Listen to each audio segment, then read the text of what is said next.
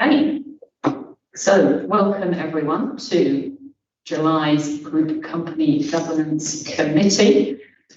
Just to note that the meeting will be webcast for live or subsequent broadcast via the Council's shiny new YouTube site. The first meetings to go up there, and the press and public may record and take photographs, except when we go into exempt session. I don't think we've got any apologies. No apologies, lovely. It's the first of this new municipal year, I understand, so we just need to note the membership of the committee, which is myself, Councillor Tristan Chatfield, Councillor Gareth Moore, and Councillor John Hunt. Is that noted? Noted. Good noting, everyone. Declarations of interest. Members are reminded they must declare all relevant pecuniary and non-pecuniary interests arising on the agenda. Do we have any to note today? No. That's fantastic. Right, so first of the year, I thought let's dust off the terms of reference and make sure we are all clear about why we're here and what the committee is for. I think that's good practice after the first of the municipal year. So we've got the terms of reference in front of us. Is there anything anybody wants to raise on them, or any points of query or any questions? Not seeing anybody. I'll take those as, are they noted? Yeah, lovely. Public notes of the last meeting. Any points of accuracy on them? No. Any matters arising that aren't otherwise covered on the agenda? No. Cool. Okay, so I'll take those minutes as agreed. Great. Cool. That takes us on to the main business then. So we've got company update first of all. We have a public paper on company update, and we've got a private paper. We can go at the end into the private session if you want to discuss anything on the private agenda or on the private bit of the paper. But otherwise we'll remain in public, so we'll be guided by how much committee wants to discuss that. Alison, do you want to talk to us about company update paper? Thank you. Members will be familiar with the standard report, and they're asked to note the details on the public report.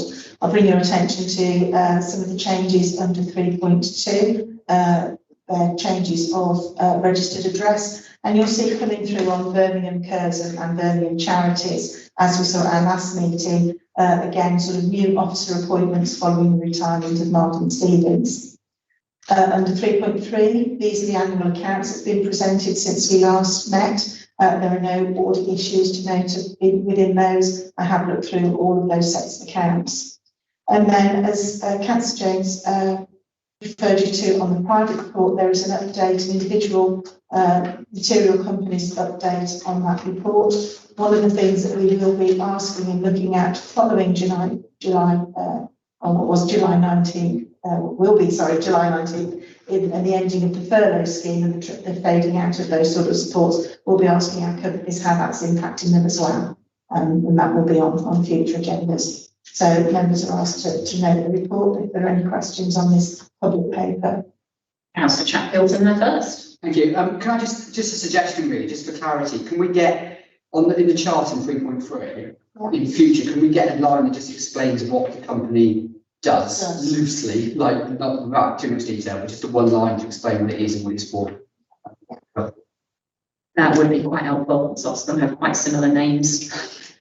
And we do have a lot of them. Are there any specific ones on here that draw your attention? Well, there's, I mean, you can go through the list. Can you want Birmingham Global Limited? I mean, there's quite a few obscure named ones. Yeah. So yes, yes, I'll look at those. I think a later item on the agenda also points to that. Yeah. Lovely. And it would also be good to, I'm assuming there's none noted that have been late filing. Not this time. But it'd be good just to note there have been none that have been Okay. so, to reassure us. Any other members with any comments on this? Got the exempt appendix as well, which I've been through. There's not a huge amount of update or movement, I think, since the last meeting. So in the absence of questions, I think we're good to note the exempt appendix in public session as well. Yeah. Okay, so I'll take that all as noted then. Lovely. Training update. Colin, over to you. I've done a little bit of work on identifying directors, Chair, who have not received any form of training, whether that's because they've come on stream during the last few months, become directors during the last few months, or because for whatever reason they weren't able to attend training previously offered. Of those, we've narrowed down 5, maybe 7 individuals who we feel need that training and really quickly, just because of the companies that their directors are. So we're arranging what I'm going to call an introductory training session, or part 1 training session, over the next 3 weeks. With all of those, and the companies concerned, just for interest, are Wholesale Market, Birmingham Museums, Arden Cross, Popco.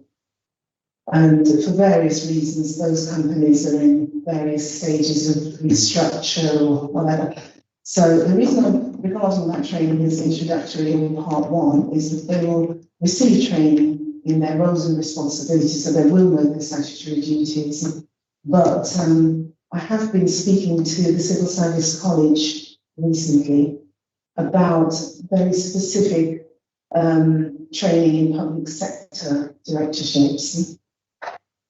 The course is called Being an Effective Lead in the Public Sector, and I've asked whether they're able to provide that training in-house for us. It's a little bit pricey, but if I can just highlight the approach they take to it, and would ask the committee if you also think that it's worthwhile having. It's described as an expert-led virtual training from their Accountability and Governance series. Highly experienced non-executive director shows what skills and behaviours are most valued in the public bodies boards through analysis of case studies, which actually is a very effective way of delivering this kind of training. It encourages active participants throughout the training. The training is designed and based on the needs and expectations of the participants that are reflected in pre-training questionnaire, which again, I think is a good thing. It gives us some opportunity to frame that course to our particular needs. There are presentations, there are discussions throughout the training. Participants are encouraged to contribute to those discussions, share their experiences and thoughts for the rest of the week. So it's quite interactive, which again, I think is really good. There are case studies, lots of group work. And it seems to me that it will tick quite a lot of boxes for what we need. And that's the reason that I'm regarding any training between now and then as introductory, so that people don't think they're fully trained and don't need to come to that. Scheduling that for the autumn time. And the other thing they do is to frame the training around the Nolan principles. So the principles, well, we know what those are, and selfless and everything, all of that, which makes it very much local government or government focused. We haven't quite negotiated down the price to something that's acceptable, I think. That's right. Councillor Chatfield. But it looks like very good quality training, and just the fact that they will come in. At the moment, the price, I think it's something like £1,500 for 12 people. I'd be expecting 1,500 for 4 times that many people. Really, I mean, what's the difference? Yeah. That sounds like exactly the kind of thing we need, but yeah, at a reasonable price point. Absolutely. Price. Yeah, I completely agree. Sounds the sort of thing we need. Is there, just going back to the training that's being made available to those directors you've identified, is that going to have is there going to be a health and safety aspect to that? Because that seems, with some of those, it seems particularly important. One in particular, so for that, I'm reaching out to our health and safety team to see whether someone, even at a high level, can come in and be part of that training. And so the training, the company you mentioned to bring in, would that be available to councillors as well as officers? Oh, very much Right, so. All directors. Yeah. Councillor Moore. Thank you, Chair. Of these 6 individuals you said haven't had training yet, are any of them councillors or is it all just officers recently appointed? Recently appointed officers. That's fine. Just if there's any other issues with councillors not taking training, it's probably worth sharing with the individual groups. And certainly as group secretary, I'm always keen that if members need to go on training, that they do so in a prompt manner. Most of the calls if they don't do it. So Thank you, Councillor. I think our chief whip would agree with you on that as well. Cool, okay, so we'll crack on with tracking those people down and getting them training, because that's really important. We'll look at the price point for trainings. It does need to be reasonable, value for money. I'm trying to think how long ago is it that we did the mass training for everybody? I remember it was in person, that dates it slightly. Well, way over a year. Yeah. So I think at least 18 months. So West, sorry. So can you remember? I think the trustee training, I think it's in the October before the 19th. Lockdown. Nearly But- 2 years. But it must be 2 years ago because the director's training was well before that. So I think it's time actually that everyone's retrained or refreshed. So there's the natural refresh course will be next May, when we have all our elections and things will change over. So I think we can now schedule something for very as soon as possible after those May elections for the new cohort of appointed people. And to me, even those that are reappointed, there is merit in them re-attending training because the law moves on, regulations move on, and memories fade. These are high risk appointments for some people and they need to be on it. just on that, Chair, I think it makes sense to do it after the elections, but I just think you have to be mindful if there's new councillors, they'll also have a lot to take in. So perhaps something like June, July, rather than, because they don't have an awful lot on their plate when they join the council. I assume this is probably not their number one priority in the first week or two. So perhaps maybe June or July is a reasonable time frame to have that. So they've got the new ones have had a chance to get their feet under the table, because it can be quite an information overload if you're first elected to the council. So there's so much they need to understand in a relatively short period of time. That sounds quite reasonable. And in the meantime, we can provide the introductory training anyway, so that they immediately know their statutory responsibilities together with health and safety. Yeah, let's look at that timetable. Because yeah, we're talking, in most councillors are on something, aren't they? Maybe do a refresher training soon after for returners, and then we'll begin a training a little bit later for the newbies, potentially. But yeah, have a think about it. Let's, whatever it is, let's come up with something sensible. Let's get it, we book it in now, it's in the diary and in the training calendar. Cool. Okay, anything else on training for anyone? I'll take that as noted then. Lovely. Okay, now we get to the fun stuff. So, governance review. There's a reason I asked for this to be on the agenda, and that's because there's been a number of high-profile cases in recent months where city councils have had issues with their, or borough councils have had issues with their group of companies. There's been an article in SIPFA that's been appended to the agenda item. There's been a number of reviews, particularly Croydon and Liverpool, where I was very keen that we look at the learning that's come out of them and make sure that we are following best practice and we're not falling foul of any of the pitfalls that other councils may have fallen foul of. So I asked officers to do a little bit of a roundup of some of those issues, and I think Alison is going to talk us through the paper that we've got in front of us. Okay, thank you, Councillor. And yes, as Councillor says, the actual article is appended to the report. And if you're in that, then that will link you through public interest reports on various websites. So if you wanted to read the full scale of the reports, then you see those links there. So this was published in May.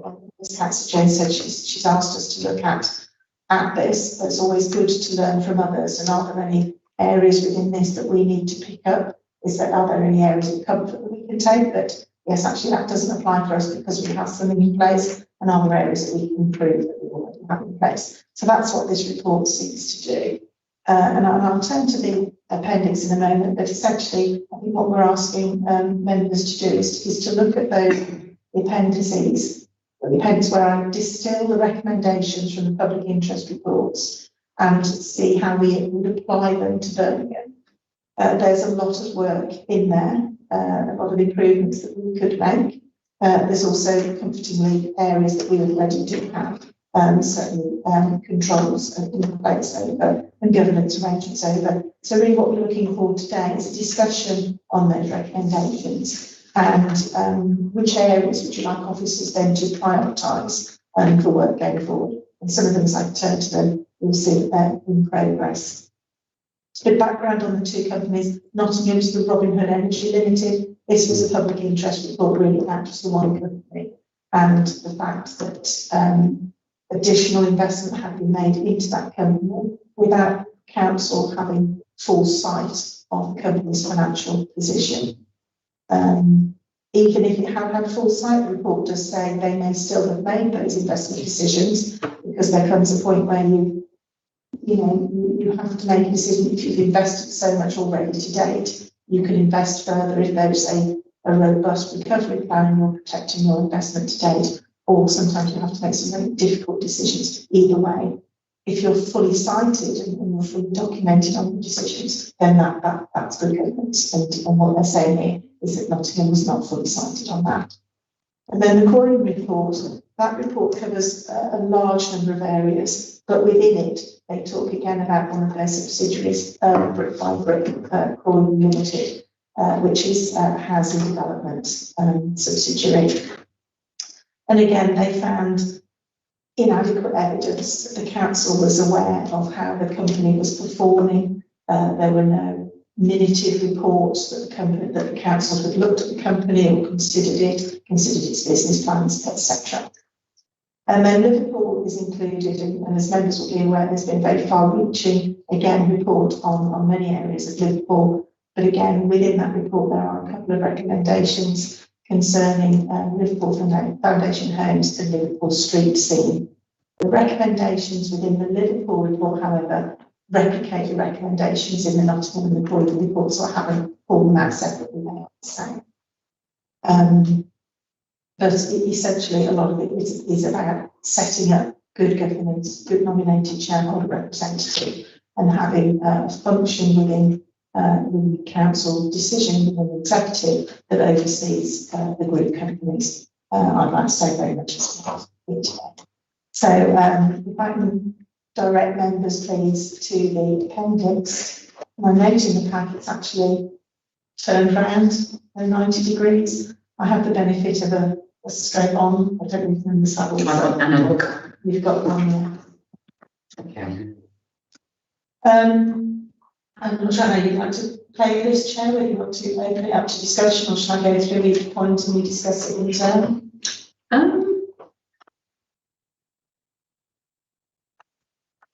So just say, should we go through each point in turn and then take views on each of those points? Because it's quite a serious area. I think we need to cover thoroughly. Okay. So yeah, let's go through them.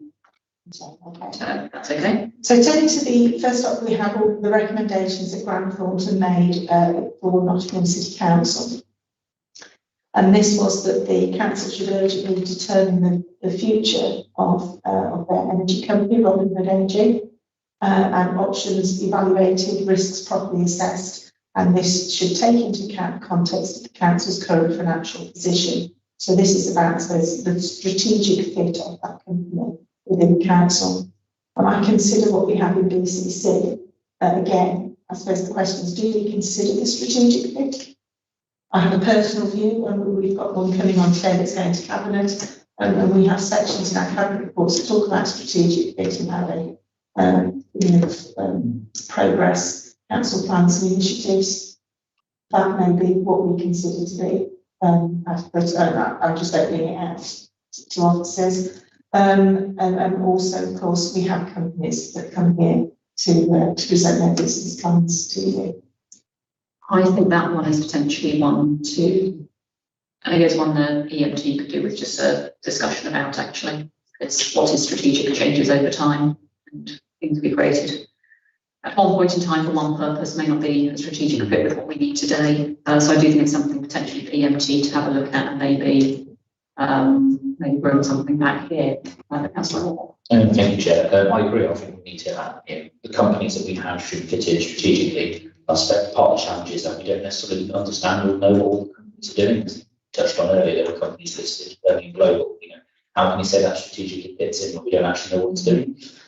So I think that's part of the challenge we have. And okay, there's knowledge within the organisation that has that. But I do think we need to perhaps relook at some of the companies and make sure, as you say, priorities and strategy change. So we need to just make sure these companies are still relevant and not just ticking over for the sake of it because we set it up once and therefore it has to keep going until. And this would be a good point actually to dust off our spreadsheet of doom with all the millions of things I mentioned always getting about. It's not millions, it's thousands. Sorry, numbers guy. But I think now is a good time to dust off that spreadsheet because it does.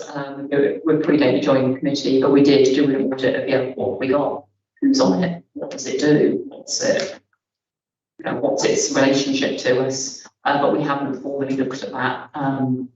Let's dust that off for this municipal year and let's, I think, have a look.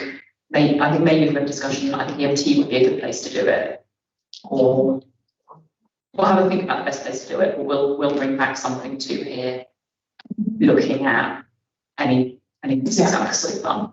That's fine. I can just update you on Birmingham Global actually. And it just won't outline. It is the new name for BRPL, which is Birmingham Research Park Limited, which is part of the university. And years ago, both the council and the university together, I think it was the RDF grant, created this research park. And then a few years ago, we sold our share for a further investment into developments there. I think we have observer rights on the board now, but we have a pecuniary interest in if it's ever dissolved before the grant restrictions run out. So it's the new name, it's changed name. I had forgotten that. You did tell us that previously, I've forgotten. Can we suggest when they rebranded something a bit more obvious? or like Prince in brackets, formerly known as. Yeah, I think we have to be at least did what it said on the tin. Yes. Okay.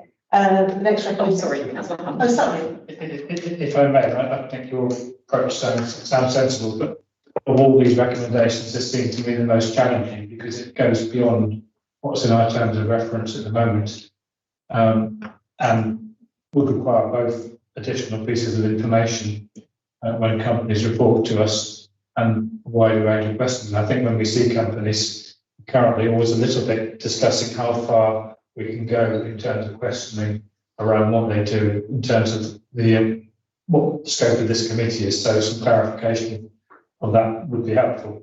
In terms of the BRPO, that's interesting because I was on a parallel board trying to collaborate to board with the university a few years ago, and that was an interesting experience. I think I spent about 3 weeks on the BRP board in between being appointed and us divesting our interest. Maybe it's a different board. It was a different one, but there was a parallel collaboration which was proved quite difficult. Somewhere in that landscape. Cool. Okay. Well, okay. So the action is dust off the spreadsheet, make sure committee have signed up whatever everything is, and I think it's something for outside this committee for the administration to have a look at what strategically fits and bring something back if for us to have a look at. Cool. Okay. Number 2. Okay. So the council should review its overall approach to using councillors on the boards of its subsidiary companies and other similar organisations. This should be informed by full understanding of the role and the legal requirements of company board directors. So I said that I felt we needed to retain this recommendation for when we do the annual appointments confirmation in June and when new appointments and changes occur. What I've agreed with Becky, and I've started on this already, is we have a company analysis. I don't think that is the spreadsheet of doing, but there is Probably, yeah. probably the same thing, a company analysis. Because we have the same discussions each year, and I think it's one of these where we can perhaps put the tin lid on it now. We've got companies that are PLCs, and we can't have numbers on it. We have companies that are financial FCA, Financial Conduct Authority, and we can't have members on that, have members as observers. PLCs, we probably need to bring in external expertise. You know, other companies we will have members on, or we will have officers, some are not appropriate for officers. So there's a whole analysis that I feel needs to be done, and I think that will very much inform this R2. And I think if that comes out at the same time as we're asking for nominees, both across members, officers, and sometimes outside of the organisation, and I'm hoping that would help with compliance and certainly support decisions going forward. Yeah, and doing that refresh and being clear who needs to go on starters would be really good. And yeah, having that information available to group secretaries when we're making appointments about what the company is, what we're looking for, etc., helps guide that significantly more. At the moment, it very much is getting issued just with a list. Yeah. You scramble to fill.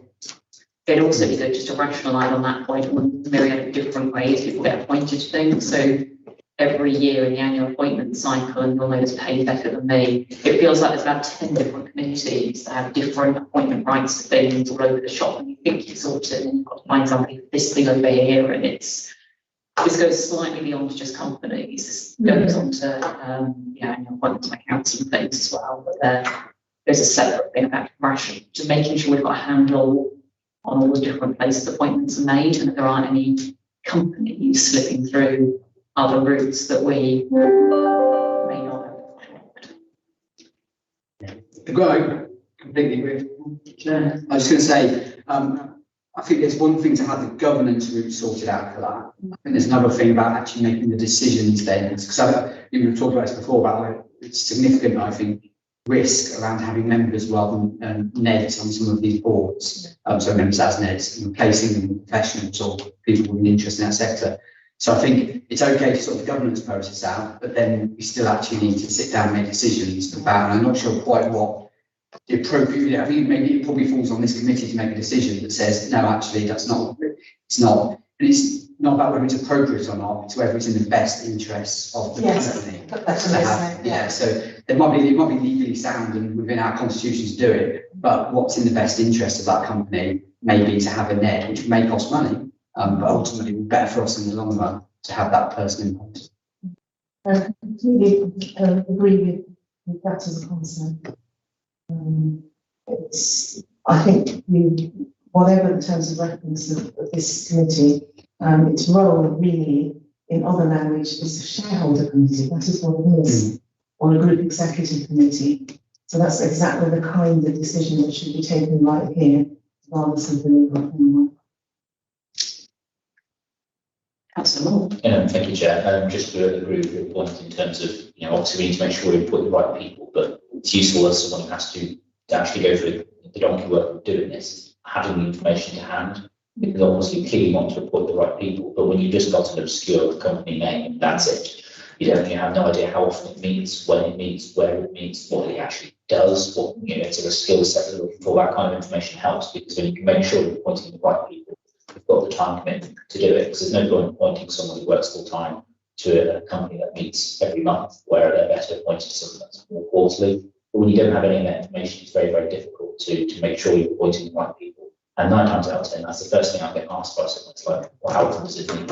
It's just like, understandably, councillors don't want to commit to something that they then can't do. And the scale of it, is it turning over tens of millions, or is it, this tiny thing that's bidding for grant funding doesn't actually have any money, but you want quite different skill sets and people. Those two ends of the spectrum. Okay, take that on board. But I certainly think that generally would help, because then it's easier as a group secretary to make sure we're appointing the right people.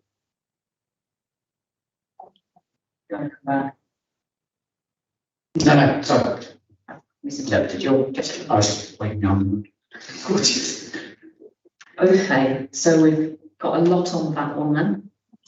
Yeah, And I think some of the crossover, if I'm honest, I think things that you've said on someone. So if we look at three. did you want to come back on that? As I said, sorry, and it's not just necessarily the council, because I know like we've got one at the moment which I need to appoint someone to, and I asked well, when does it meet, and that hasn't got back to whoever's in charge of the external appointments, I think it is. And that's part of the problem, is the council doesn't have this information. And that's not necessarily the council's fault, because whoever it is the tenant. And that's part of the problem, not having this information in the first place. One of the things I think I've got on the next one. And I know we brought it in to some extent in the last council, is putting office contacts on.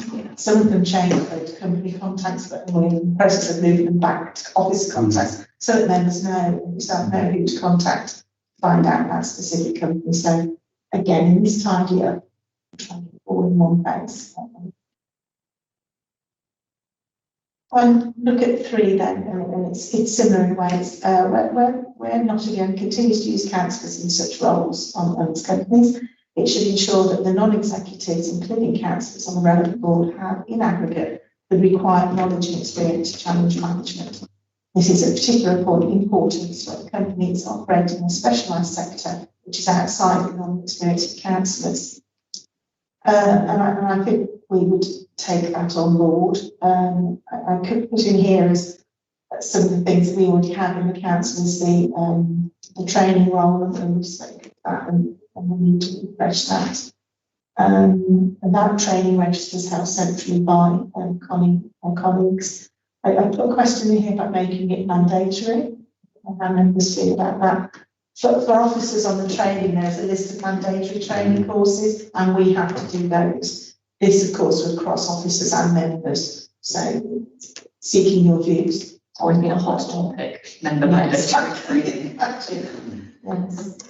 And this is where I mentioned also about having officer contacts for every single appointee, so that a member who is appointed knows exactly who they can go to, either help, advice, support. And a lot of this one does come back to, as we were saying on the last item, to getting the right information to groups so they can make informed decisions about some of this stuff. Because often it's not for want to try, and it's just, we don't know. Sorry, Connie. Chair, I think the imperative here is the statutory nature of those appointments. The fact that there are legal responsibilities attached to those appointments should be enough, I think, for people to agree to mandatory training, or for it to be mandated. There are serious consequences to breach of some of these responsibilities. Health and safety being high on the corporate manslaughter is not unheard of. No, it's not. So you would think that would drive any kind of agenda for mandatory training.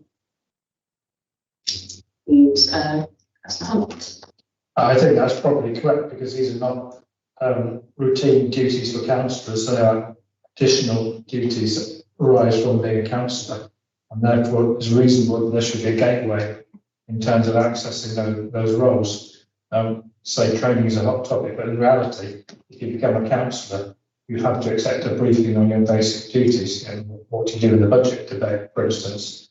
You have to understand that if you brand it as something which is not training, but something else, then people will accept they have to accept the knowledge. It may be that the issue is not to call it training, but just to say this is a briefing you have to go through in order to become a director. Just a similar conversation we've had on the member development. It's difficult to make it mandatory to councillors because there's no sanction you can apply to them if they choose not to do it. So this one would be obviously remove them or not appoint them to the company, would be the only thing you'd have the power to do. So it's difficult if you made it mandatory. How would you sanction those councillors who, for whatever reason, didn't? But then there's the question of, at the moment, as you said, there's no councillors who haven't done the training, so we need to make it mandatory. Because as far as I'm aware, everyone does do the training. So do we need to include a word if everyone's doing it already? I suppose it's future proofing, isn't it? It is future proofing, and to go back and correct, of the 7 very important companies that I've identified. There are no councillors who haven't been trained on those companies, but there are councillors, a few, who haven't been trained at all. They form part of a wider list. Right, well, if that information exists, then again, that goes back to my earlier point of that, and if we haven't set up any training, but it's perhaps not surprising that it's been 18 months, but we should be, that information needs to be shared if people aren't doing what we expect them to do. Because as far as I'm concerned, all our members have been on all the training, so I've not been told anything to the contrary, so that's news to my ears. There are not many, but there are some who have, for one reason or another, just not been able to take up the previous offers. But we will scoop them up in the next round, and we will certainly let group secretaries know if we need any assistance. I think perhaps there's something in that idea of branding potentially, in that, if you wish to be nominated for the following posts, you will be given the following training to help you, and, protect you, etc. Yeah, I think if it's badged like that, it's protecting your interests. Very much it is. And this is one of the rare ones where we do have a sanction available to us, which is simply not appointing somebody who hasn't engaged in training. Obviously, you need to put a time frame on that. So, once within the last 4 years would be a sensible time frame for a councillor given municipal cycles, I think. Or we just expect people to undergo training when they get elected, within so many months of being elected, in order to be appointed. Because now we are on 4-year terms, there should be significantly less movement in directors than there was previously, she says naively. I think we previously agreed that so long as it was possible, newly appointed directors should receive training within 3 months of being appointed. And there's good reason for that, because if they go along not knowing their responsibilities, and they are legal responsibilities with sometimes criminal consequences, they really need to know those things very quickly, which again is another reason why, whether a director or not, anyone who wants to be trained should be offered the opportunity to be trained, so that actually they're ready when a vacancy arises, they can slot in. And even if they require advanced stage refresher training, they at least have had basic training at some point. That's a good point.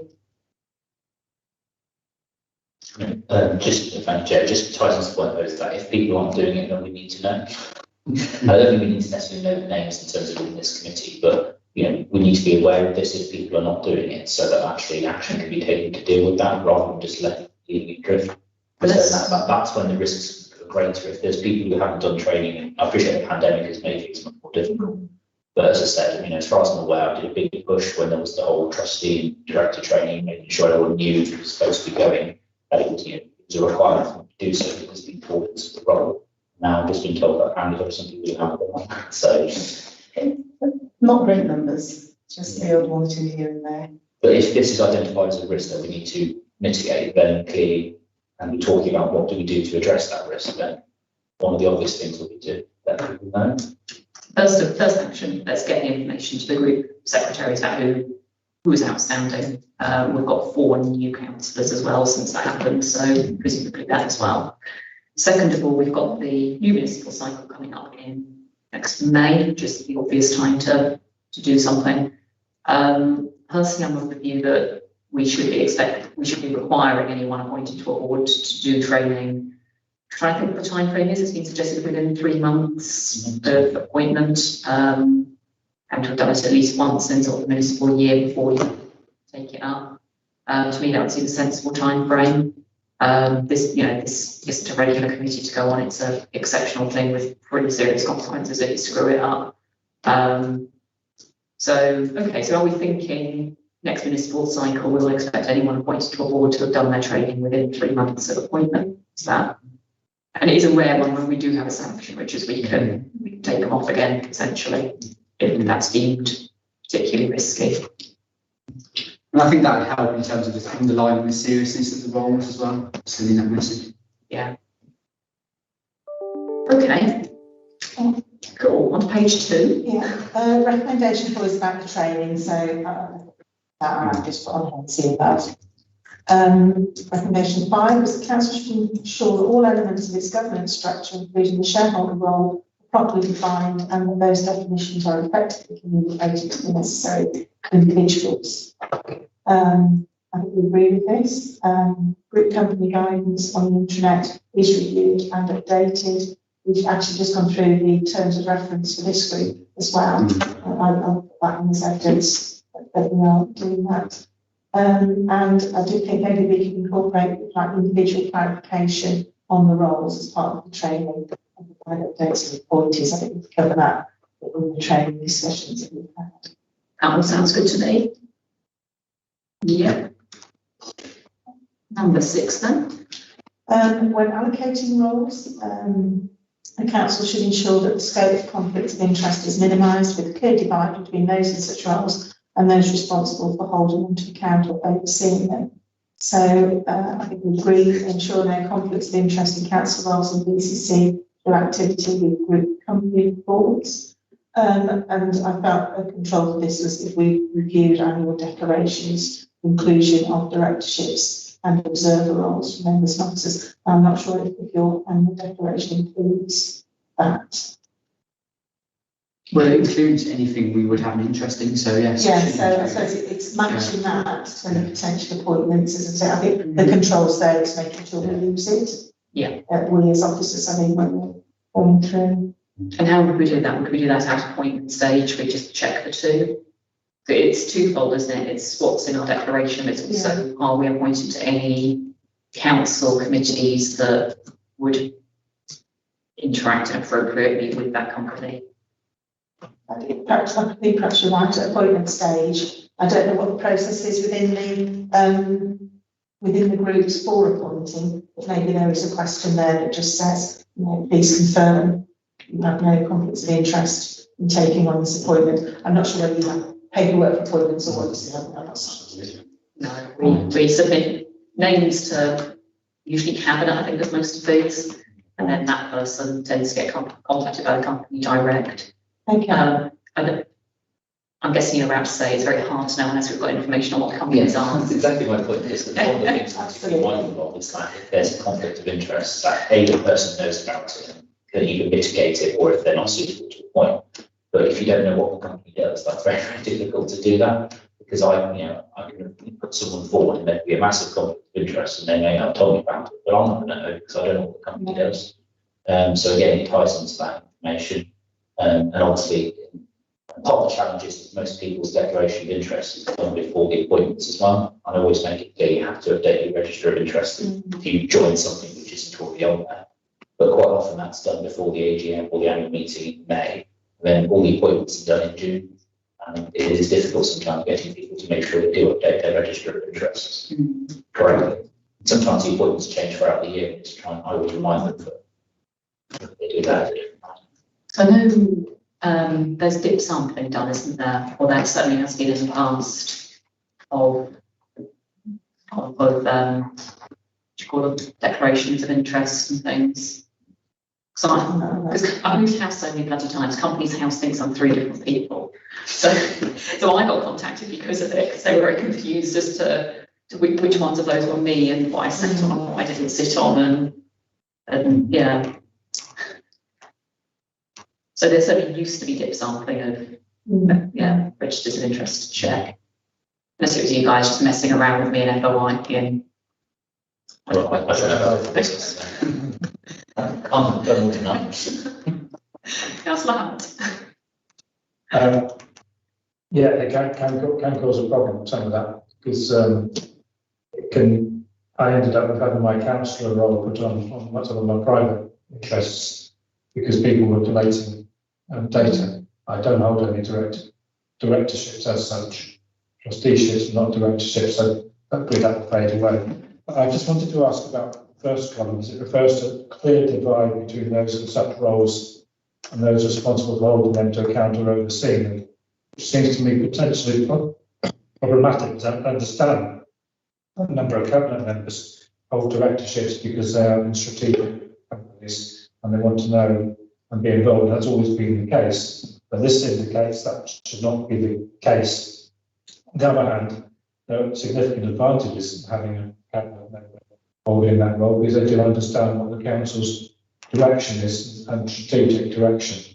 But they also may be responsible in some sense for overseeing the council's investment in that company. I'm not sure what they're proposing for is it Nottingham here, but are we suggesting that maybe that's going a bit too far in trying to create that divide? It's a very good point. It's the difference between there's a difference in your conflict of interest and a addition to your role in the portfolio. Yeah, and it'll depend on each situation individually, I think. Yeah. Holly? I think you're absolutely right. We've been wrestling with this recently on the portfolio and certainly looking at officer appointments. So if you work in that area, should you really be supporting that company? And we have exactly the same, well, that's the person that knows everything about that company and would be able to represent the council best on it. And some of it comes back to what's the company. If that company's a PLC, actually that might not be best appointment. Let's get somebody else in. Let's keep the officer in the council to be able to hold it to account. And I think there's an element of looking at each one on this. I also see this as the roles that's responsible, the group that's responsible for holding the companies to account as shareholder. I can see that here rather than as an individual councillor. So it's defining that responsibility also. I don't know if I'm being clear. Because you could have a portfolio holder, but they're not the shareholder representative. This group is. So we could put splits in there. But I also think sometimes it'll come down to how important or how material that company is, and if you're the only representative on it as well. I don't think it's an easy answer. I suppose it all boils down to. Sorry. That's okay. Yeah, I was just, there's a couple of things. I mean, one of them is around those big high-risk companies. It comes back to that having having NEDs on there that we appoint expert NEDs rather than rely on us to do it, which I think is important. On the high-risk ones, I also think there is for any director in any company, they often have multiple roles in different companies and different organisations. Being able to switch your hats between I'm acting in the interest of this company or I'm acting in the interest of that company is kind of part of what they do. It's unusual to have a NED who would just be on one company within that sector. They are likely to have a number of different appointments in different companies. So there is always some degree of having to manage your own behaviour and responsibility accordingly. So I don't think this is a unique problem for us. I think it's probably a problem across the sector where we have large numbers of companies. I think we can help it though. I think we can clarify a lot of it to help members when they are looking at appointments.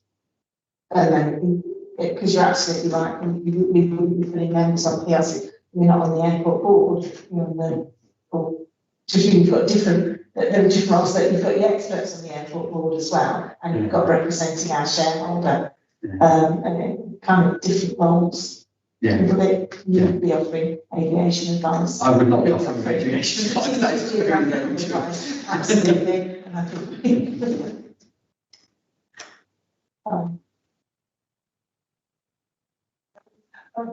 Councillor made my comment. So it's really complicated and messy, is what I'm hearing. So how do we distill that into something to do? So what we've got down here is review annual declarations, conflict of interest, makes sense, etc., etc. And then I think that is just a common sense sweep through. We just need to do, every major appointment cycle, and then, if anyone else is appointed mid-year or whatever, just to ask that question of, is that a sensible thing given they are a cabinet member or a scrutiny chair or a so on and so forth? Yeah. Is there being on that board adding to all of that, or is that conflict of interest? And we just need to ask that question, so different things. I think once you've done the other work that you'd like us to do, sort of splitting out what the company does, size, scope, how, et cetera, we've got all of that. then you can make that decision in your groups with so much more knowledge, Yeah, and then evidence it, and we answer this. And I think that then is the role of this committee to make sure that's happening. Just come back. I think the role of group secretary seems really important here, and I think it's a case that we probably need to have meeting with yourselves, whoever it might be, with those group secretaries, can be volunteer, I think, have the group secretaries here so they can have this conversation as well, so they understand the importance of it, because their role in terms of appointing individuals and understanding if there are the need to check for conflicts of interest is pretty important. that is a very good point. Excellent. There's only 3 of them, so I'll take 2. Did the Greens have a group, a secretary? It's Julian, he said Julian. They're not a group. Groups. Just a thing in 6 people to be a group. Even the Dems are like that. Now committee. So, okay, so on this one then, it will, so annual appointments, we will review conflicts of interest. Whenever anything else comes up out of cycle, we'll do it. And conflicts of interest includes a common sense check, and we will put on a session for group secretaries so that they understand all of this stuff. Great, you can explain it to the other 2. Cool. Okay, on 7 then, this is about ensuring that we've got risk registers relating to all of our companies, and they're included in the overall council risk management process. Now, I know the clients within BCC and their teams do have risk registers. I haven't seen them all, so we're consulting with Sarah Delaney, head of audit, just to see what we do have around. And then what we're proposing is that we pull out the company elements and bring those here. I think it's worth having Sarah here to I deliver. think it probably would, yes, that's a good idea. That would seem sensible. Seeing any hands? Okay, number 8. So this new arrangements, obviously they're talking about Nottingham. So as their new arrangements for monitoring companies were rolled out alongside the company's governance subcommittee, then the council should ensure that financial information is provided in accordance with its requirements and fully understood by that subcommittee and others involved. That robust action with oversight of section 151 is taken if suitable information is not provided. So they're talking about governance subcommittee, we have this committee, and business plans for our material group companies do come here. When I reflected on the reports that have come here in the presentations, I couldn't hand on heart say that we'd always had strong financial reports from them. I don't think we have. It's highly variable, I think. It has. Yeah. So I think that's something that Rebecca and myself as Deputy 151 can drive that through the companies and ensure that we get some more regular monitoring. So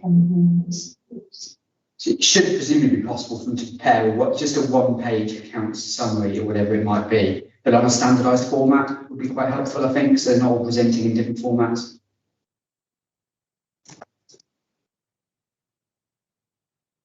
I don't particularly want to read the No, that's fine. pension provisions committees, whatever it is. You surprised me. No, I think that's a good idea, and we do get that return each year for end of accounts, Yeah. end of year work. We have standardised reports which they give us all the information back. So I think what we'll do is look at that and see how we can distill that down and have something sensible that comes here review and again. 1 page, because if there's a problem, you're going to see it on 1 page.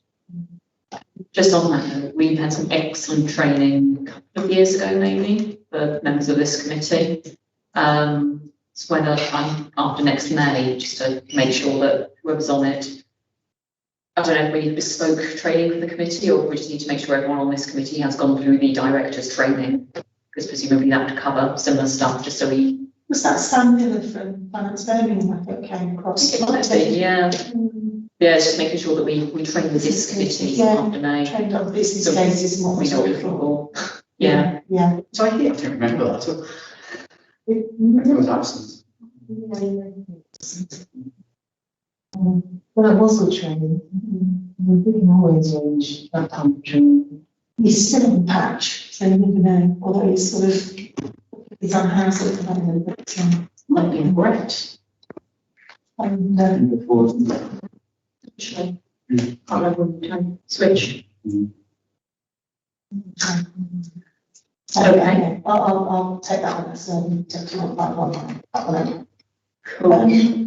Ninth one, again, talk about Nottingham's new governance subcommittee to ensure that responsibilities for scrutiny and risk management are given sufficient prominence, including giving the Audit Commission explicit responsibility for scrutiny, governance and risk management across the group. Within Birmingham, that role is held by yourselves. I don't know how you feel, what your thoughts are about interaction with the Audit Committee, whether it's assurance statement or what your thoughts are. So the important thing is it is happening somewhere. It is, that's the important thing, as opposed to happening nowhere. Yeah. I can obviously see a role for audit in this, but given we are so big and have so many, I do think having a separate committee to do all of this is important.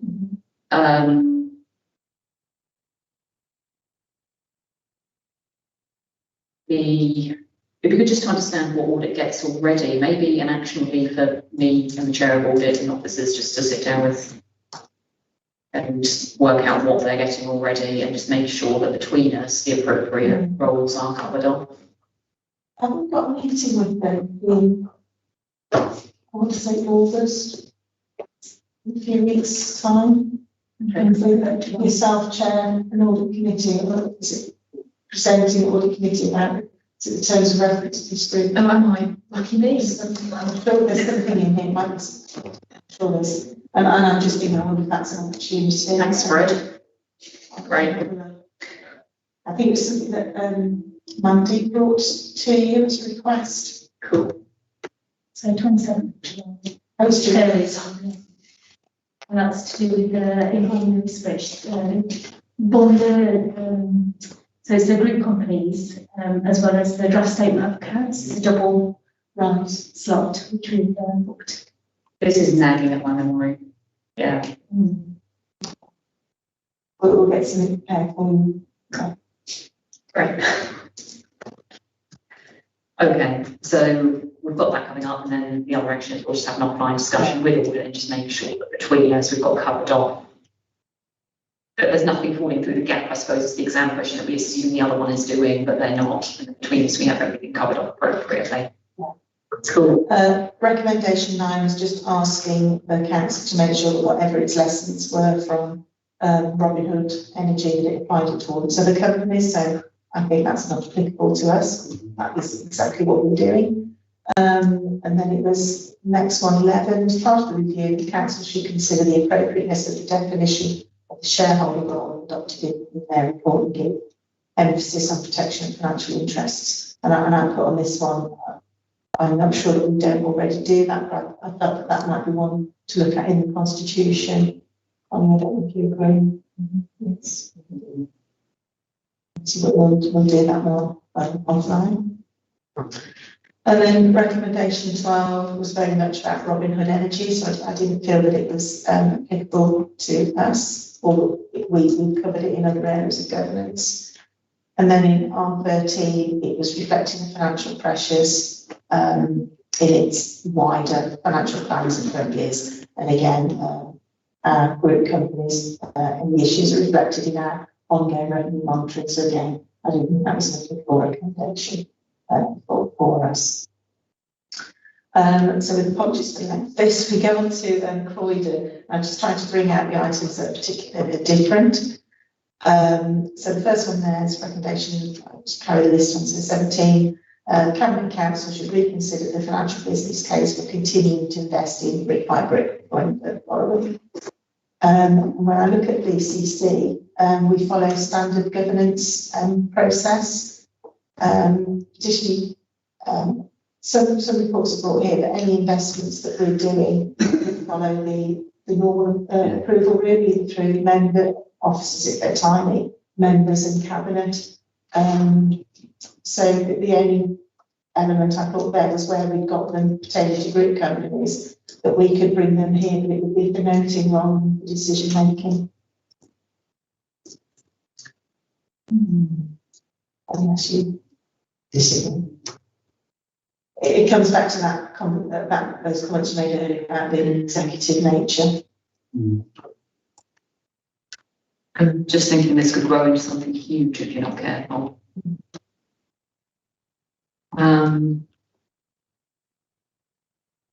To be fair, there aren't that many in a year.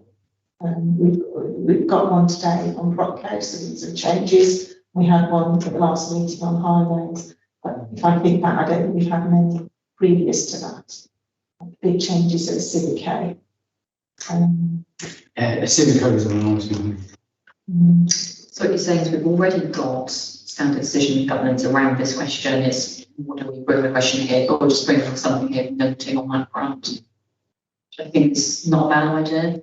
Yeah, I think We all need the to keep our material knowledge of this stuff current. It needs to keep our sort of mental radar. What's risky and unrisky, less risky, current.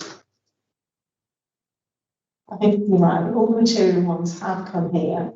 It's whether there's any sort of low down with that, and we'll have a sheet back with you. Maybe there's a threshold we want to set for whether or not they come in. Then we're on to the final one. Oh no, sorry, there's three more. Sorry. I think that R19, I felt that was a repeat. R18. R19 was the compliance with loan covenants. And that's slightly different to the financial monitoring. We do have some loan covenants across our portfolio. At the moment, they're monitored by the people managing those investments. So I just want to do a piece of work to make sure that we have got them all. Big ones recently, of course, the points of cabinet, airport covenants, and there is monitoring on those. I just want to trawl through what we've got to see if there's any more. I think we know what they are. Cool. And finally, current council should review the arrangements to govern its interest in subsidiaries, how the subsidiaries are linked, long-term impact of the subsidiaries on the financial position, and how the council and taxpayers' interests is guarded. And I felt, having got to R20, that we'd covered that in the recommendations above, so I didn't make any further observations at that point. okay. Any further observations on any of this or it as a whole? No, but I thought it was a useful exercise. Good. Everyone enjoy that? Loved it. Good. I know it's onerous, but this is the area where it goes wrong, it goes really wrong.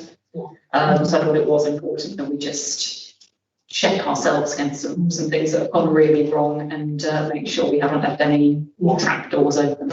And I think on one of the reports, I forget which one it was, in the full report, you can see that members had said, well, actually, we did discuss this, there was no evidence. What we have here is, we've got the evidence, we know that it comes. We have an evidence taker. And that regularly, you're looking at group companies, so there's a big difference there. Lovely. Okay, lots of actions then, sorry about that. It's all for a good cause. Right, in that case, we just need to note the report and agree with the actions we've just thrown at officers. Take that as noted and agreed. Yeah. Yeah. Cool. Okay, that takes us on to the final meaty thing then, which is PropCo. Let's talk about PropCo. This is listening to the previous conversation. This is really timely, and we'll almost do the sort of say test case, but it will be a good way to test the scrutiny on governance of companies.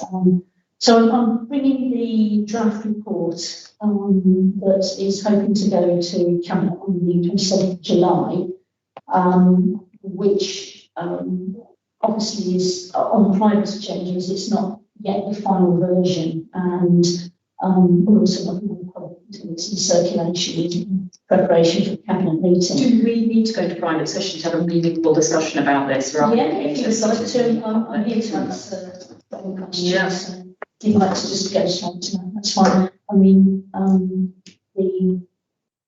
obviously the principles around the report are the council's use and utilisation of the existing company, the existing wholly-owned company. And what I'm bringing to you is obviously the proposals that we are going to bring to this meeting, any potential or proposed changes to the internal structure of the company and its governance. So again, the previous conversation is very timely.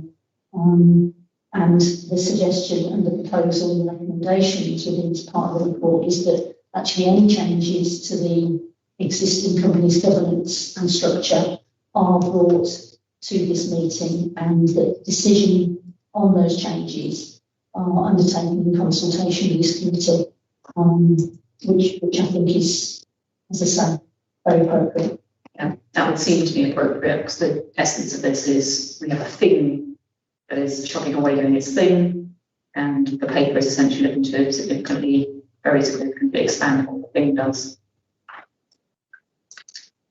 which raises risk profile, etc., etc. Okay, is there anything anyone wants to ask just on the public end of this before I take us into private session to look at the private stuff? No? Okay. Right, in that case, what I'll do is I'll shut down the, I need to shut down the public section, don't I? And then we can go into the private session. Is that correct? Lovely. Right, so we'll close down the public session then. So date of the next meeting is September. See you all there. Any other urgent business for the public agenda? Not seeing any exclusion of the public. So at this point, I'll request for the live stream to be stopped.